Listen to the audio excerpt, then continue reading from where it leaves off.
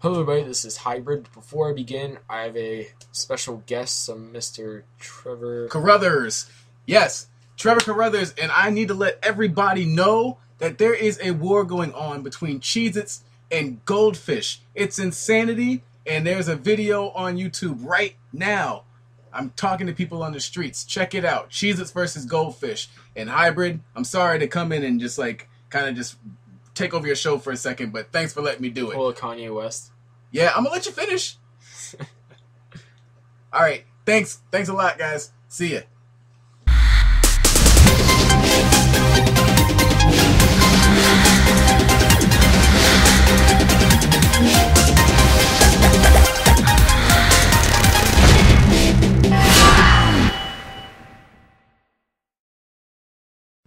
Alright guys, so we have Earth 2, issue number 10.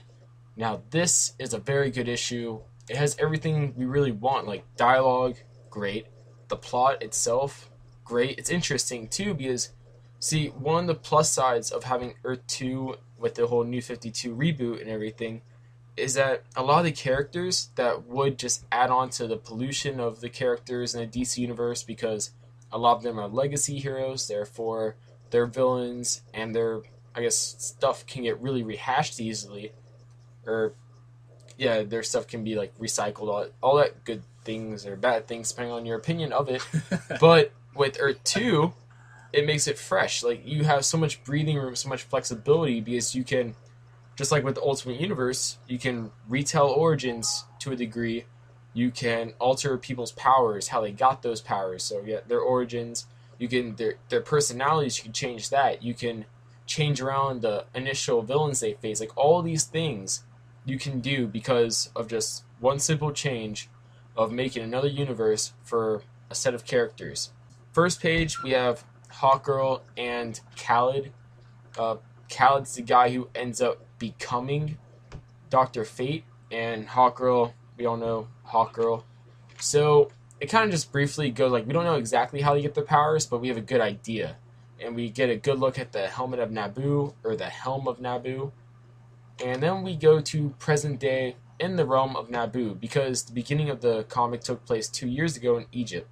Alright, so now we're in the realm of Naboo, and we have Wotan, who, if you don't know who Wotan is, in the pre-New 52 universe, he's the big kind of magical villain. In the background, we see the Tower of Fate, which is nice to see.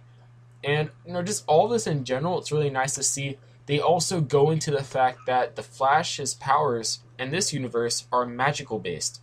So unlike the mainstream universe for DC, it's not scientific, this is magical. And neat note to put in here, the writer of Earth 2 has leaked out accidentally in an interview.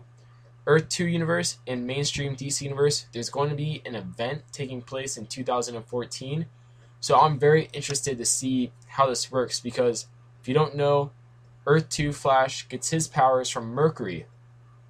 If you don't know about Shazam, he's, at least it's been hinted at strongly, he will be a member of the Justice League in upcoming issues. He gets his speed powers and flight. He gets those from Mercury. If they both get their powers from, like, the same god, arguably so, they'd be the same speed. Like, I'm just wondering, I'm really interested to see how they go into that. If they make an excuse like, well, this universe's Mercury is slower than that universe's Mercury, and because you would think that both Flashes would have, like, the same speed, because most likely in the crossover they'll put them up against each other. But at the same time, it's like, well, then that means Shazam is as fast as the Flash. So it's interesting there how they're going to end up playing that up, because, well, they kind of shot themselves in the foot to a degree, because they made the god Mercury and not Hermes. If they made it Hermes, it would be so much easier, because they could say it's Hermes, not Mercury. But yeah. So anyways, we have Wotan. He's pretty much saying, you know, Flash, Khaled, you're going to go into the Tower of Fate, you're going to get the Helmet of Fate, and give it to me. So that's pretty much a rundown of what goes on. Obviously, they kind of wanted to defy Wotan at first, but, you know, Wotan has the power in this situation, so you're not going to defy him at all. It's like a Pokemon. So yeah, they go into the Tower of Fate, and during this time we go to Alan Scott, because if you didn't remember, this is Earth 2, not just Flash and Khaled Chronicles.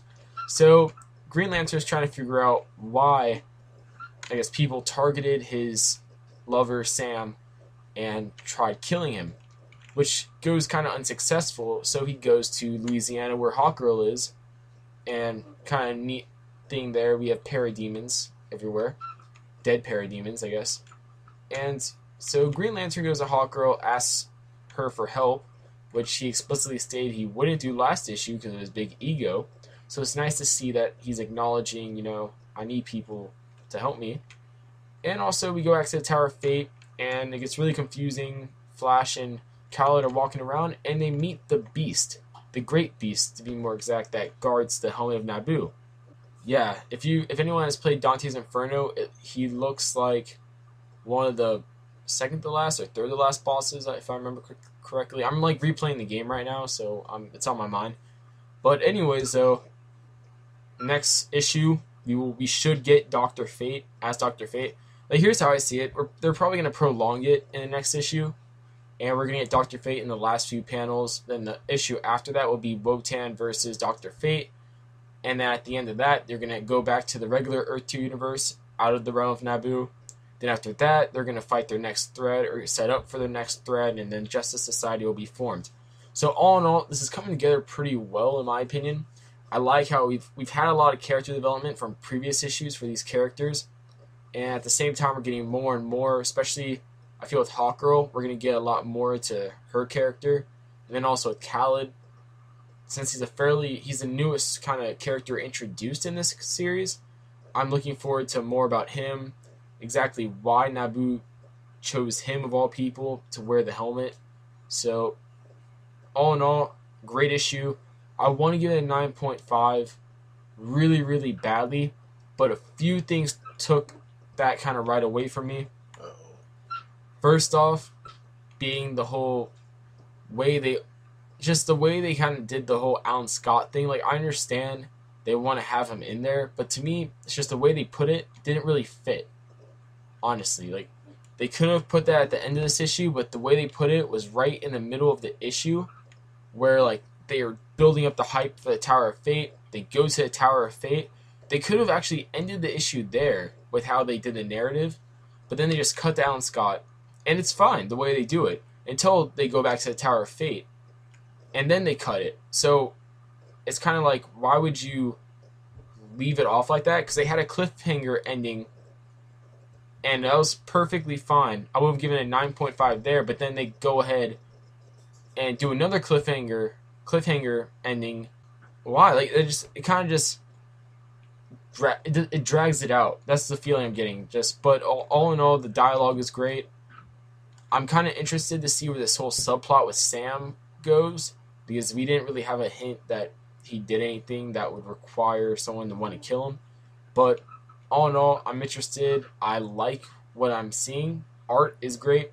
I like that the fact they acknowledged that Mercury gave Flash his powers, so his powers are magical based.